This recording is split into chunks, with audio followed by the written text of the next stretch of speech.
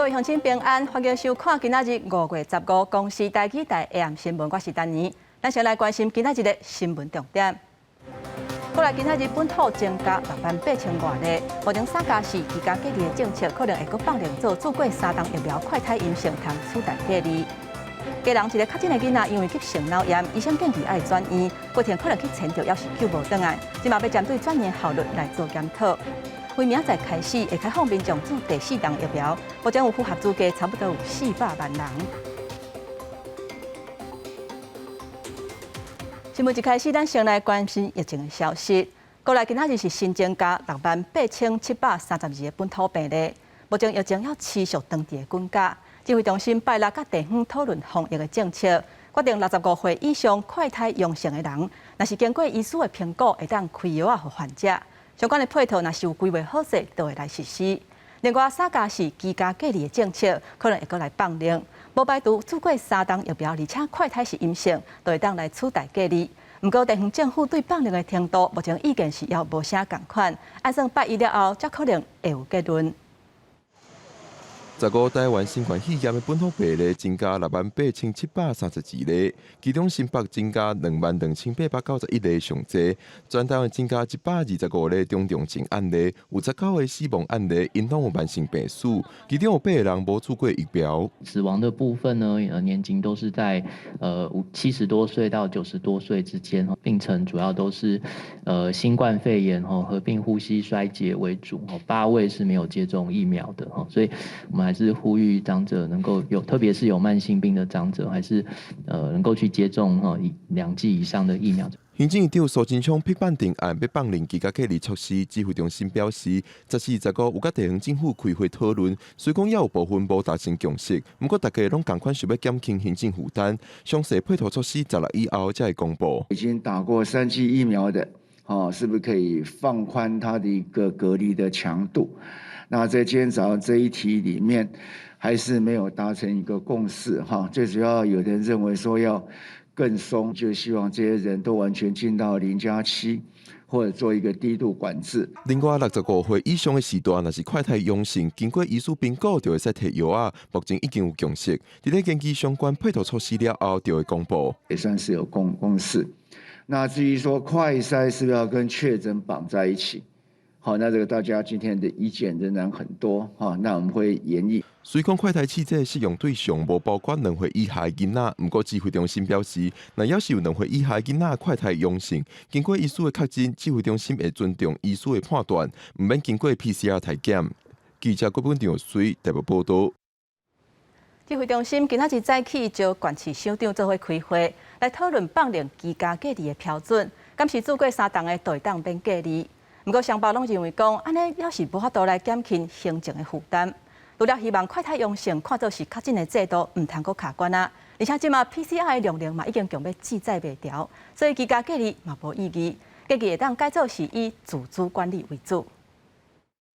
台北市长柯文哲视察中正纪念堂设伫车来寺的进度，16就要升起营运，因为疫情一直清悬，闪815总共新增将近35000例，占全国确诊数一半。疫情指挥官陈时中15要求各地县市首长开会，柯文哲反映 PCR 量能有进步建议放宽检查阳性者做临床判断的指标，这4项建议，认为地区隔离已经失去意义，以自主管理为主。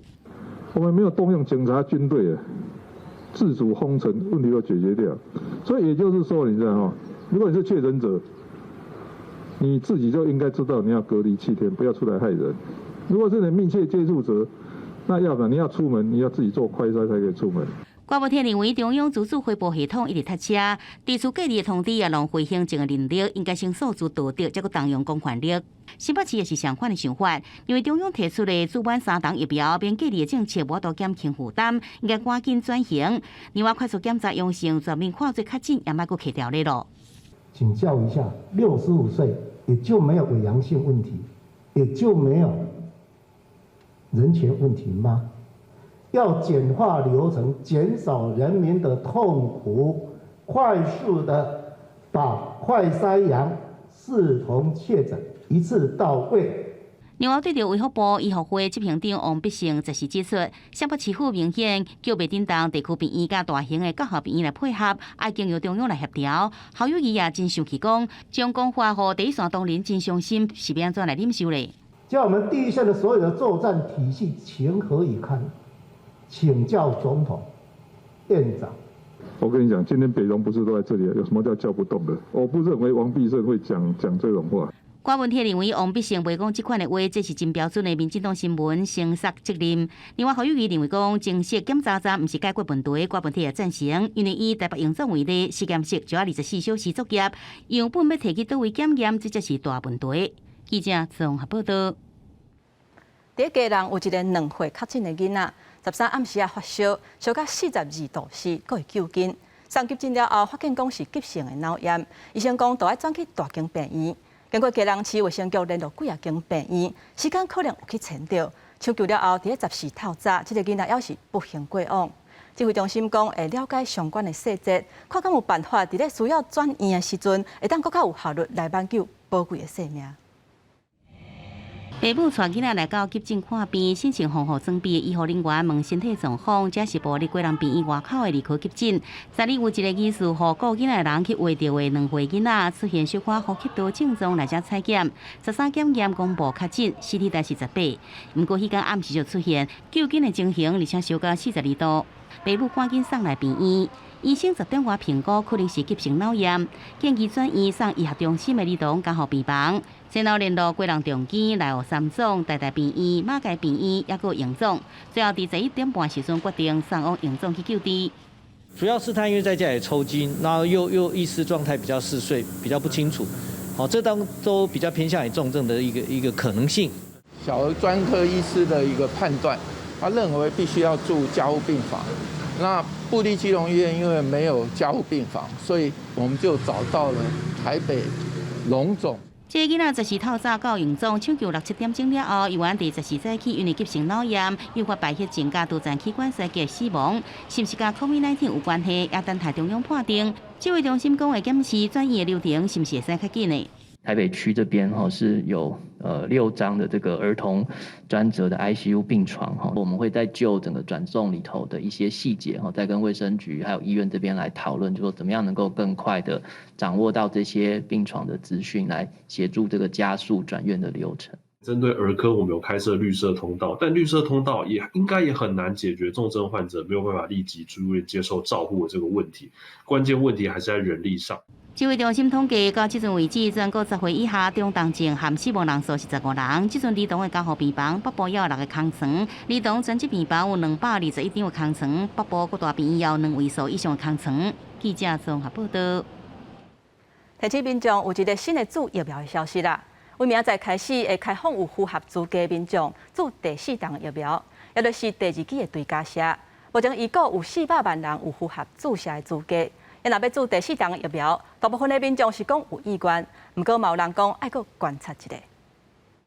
注疫苗进程，医护人员先预告可能出现无爽快情形，新冠肺炎确诊病例数一直增加。中央伫10月开始开放符合资格的人，用注第2剂追加疫苗，也就是俗称的第4剂。全台有过400万人符合资格，包含65岁以上劳动人、长照机构居民，甲18岁以上免疫不全、甲免疫力低下而且病情稳定的人。不过符合资格对象，第1摆追加疫苗甲第2摆疫苗要隔5个月。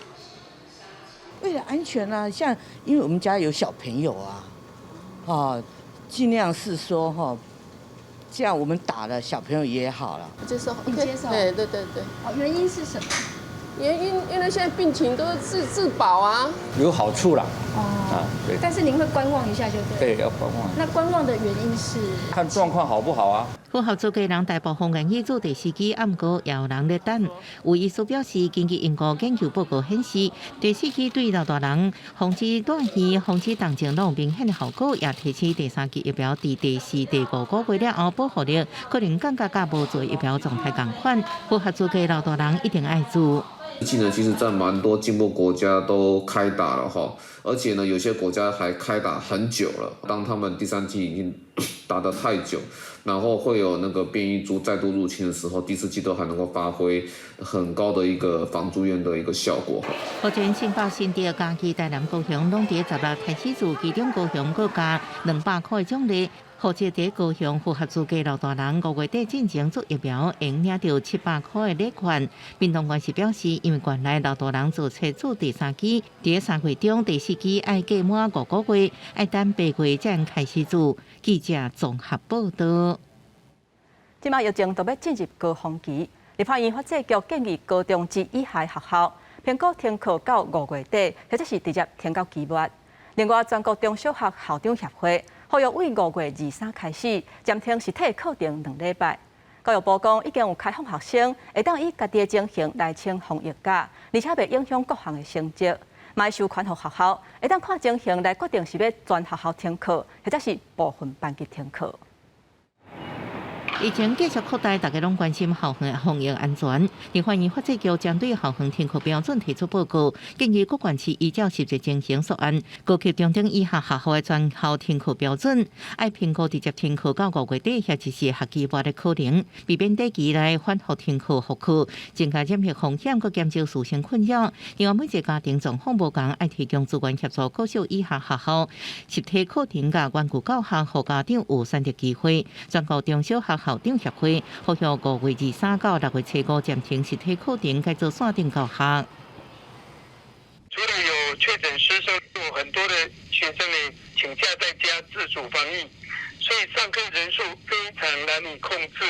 然后课程的分流教学呢，实体跟线上要同时呈现，对老师的教学负荷呢更是难以达成。家长团体表示，是不是停课尊重政府防疫考虑？那停课也是希望学校协助有需要家长照顾囡仔。如果说真的要做这样子的决定，那可能学校是不是可以比照去年，至少要开放给没办法在家安置的这些12岁以下的学生，可以到校来一起来做安置的话，那这一定是必须的。台北市新北市拢表示，看疫情状况，随时甲教育部讨论调整教学方式。教育部也回应，学生甲家长研看家己的状况，向学校请防疫假。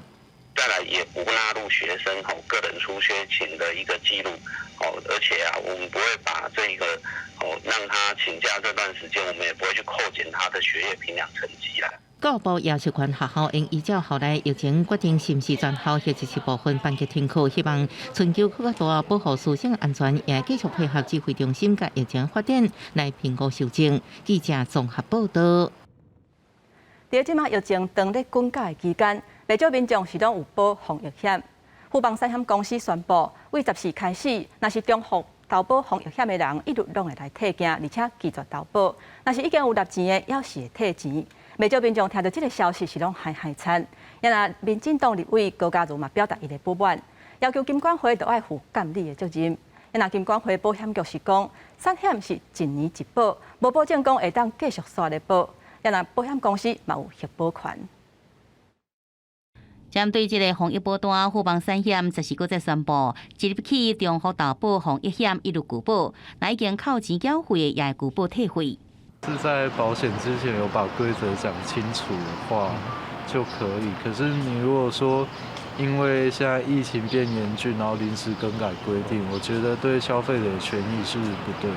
保险经纪人商业同业工会讲，富邦产险向向的拒保新规定，互伊毋知要怎做，更加互保护一直骂，因为卖酒人已经拢缴钱啊，就差一张的保单。认为保险公司拒保，应该伫咧收保费进前，收保费了后再退回，争议真大。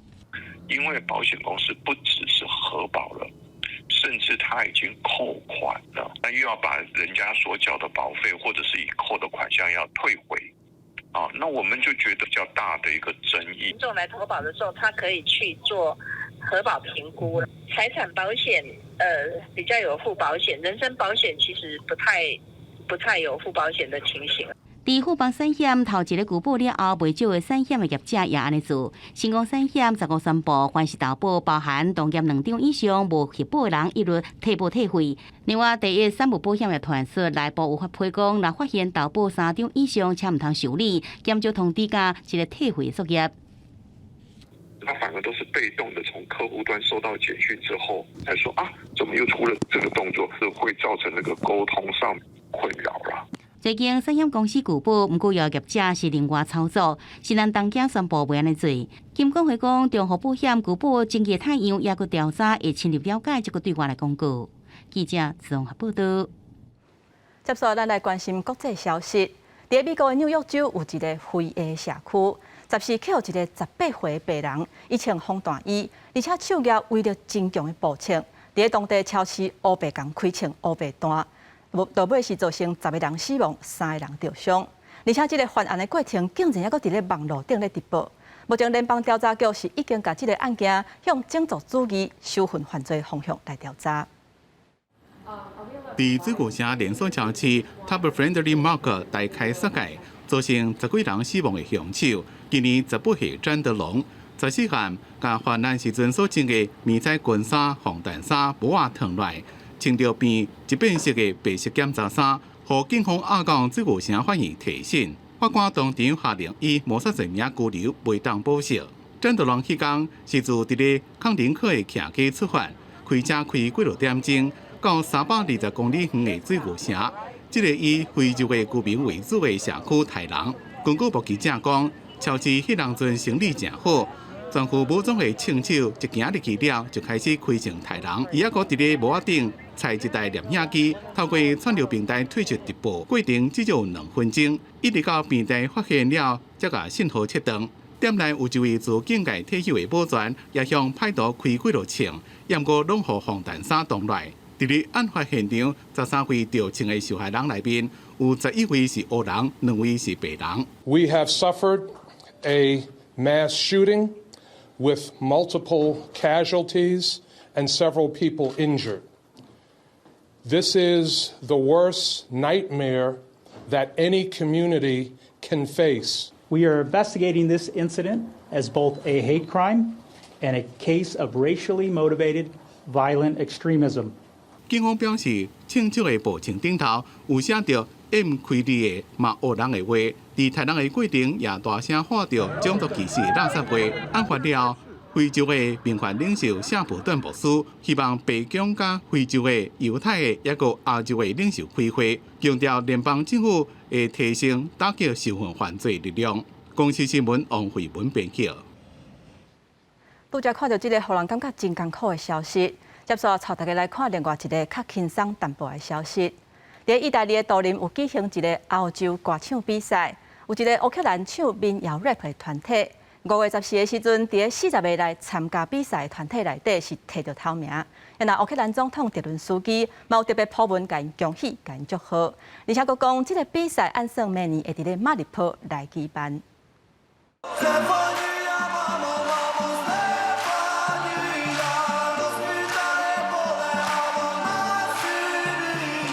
乌克兰民谣的饶舌团体卡路什乐团，这首史蒂芬尼亚原本是主唱普修克写给老母的，不过在俄罗斯入侵乌克兰了后，歌曲互赋有新的意义，真侪鼓励乌克兰人民对抗强敌的爱国歌曲。今年这场在意大利杜林举行的欧洲歌唱大赛，卡路什乐团所在这顶场就是各界关注的焦点，果然无负众望，一路是过关斩将，在决赛以631分摕下冠军。So we have a winner. The winner of the Eurovision Song Contest 2022 is Ukraine. It up. You deserve it. And if you want to say something, this is the moment. Thank you so much. Thank you for supporting Ukraine. This victory is for every Ukrainian. Slava Ukraini! 按照惯例，夺得冠军的国家就是下一届歌唱大赛主办国。乌克兰总统泽伦斯基一方面写文章表达祝贺，另外也讲，这个比赛明年会选到马里坡来举办。澳洲歌手大赛总成绩是由专业评审甲电视观众投票2方面所组成的。40个参赛队伍内底，得到专业评审第一关票的，毋是卡鲁斯乐团，而是出身建筑工人的英国歌手山姆瑞德。因为瑞德所演唱的歌曲《太空人》伫观众投票排名第5，均数加起来得到亚军。而这个卡鲁斯乐团伫专业评审的得分是排名第4，全部靠观众投票甲总积分又到第1名。公视新闻王慧文编译。中央银行伫6月中会召开监理事会，当日中央银行的总裁杨金龙表示，今年会向缩案的方向来行，甚至无排除讲会起利息，卖启动第5波选择性的信用管制。我们的选择性信用管制也是紧缩了。央行总裁杨金龙明确表达，今年央行拍查房的决心，第5波选择性信用管制一定会做，将会朝向紧缩的方向行。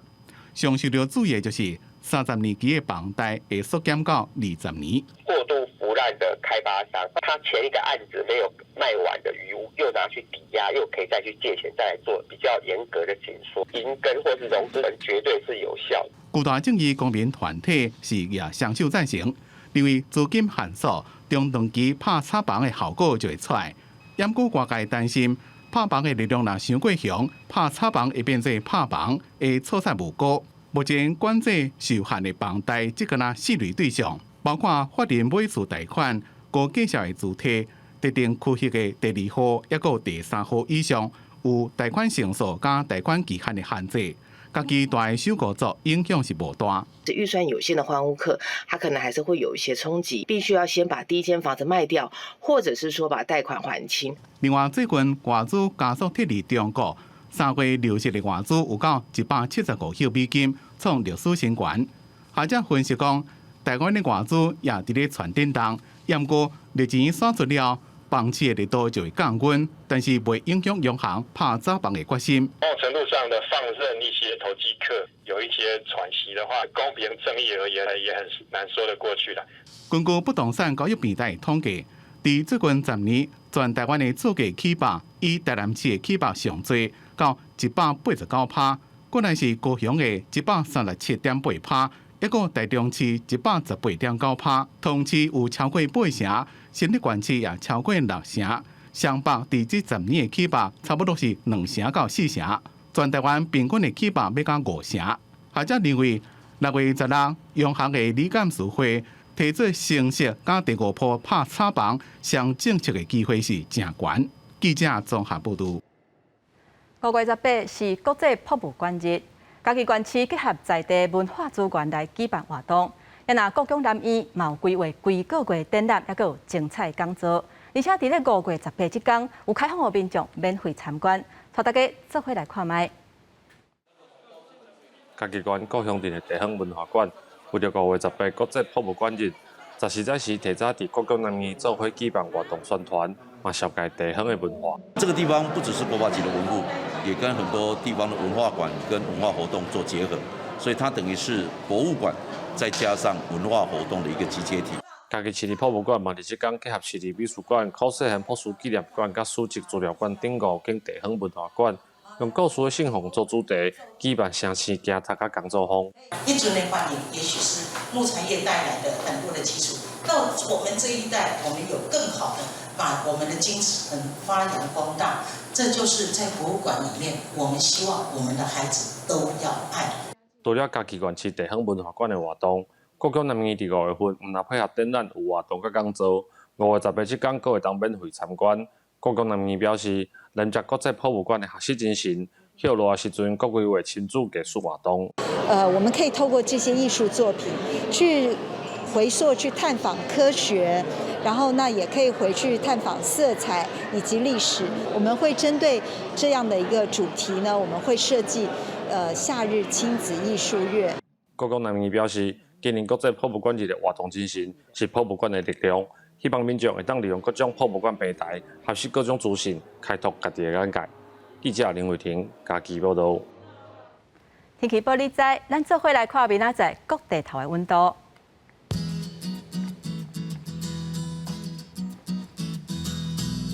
北部地区上低16度，上悬18度。中部地区上低17度，上悬19度；南部地区上低19度，上悬22度；东部地区上低18度，上悬23度。咱来看外岛地区，上低13度，上悬22度。还有未来3天的天气。